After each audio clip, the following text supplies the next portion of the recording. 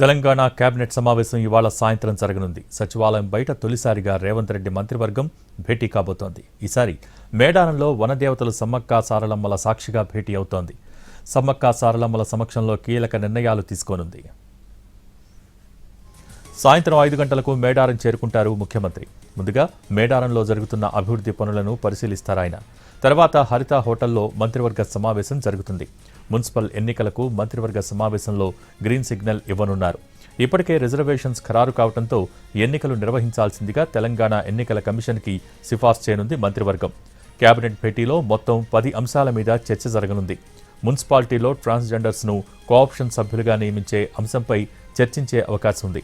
మొత్తానికి సచివాలయంలో జరగాల్సిన తెలంగాణ కేబినెట్ సమావేశం తొలిసారిగా వనదేవతల సమక్షంలో జరుగుతోంది.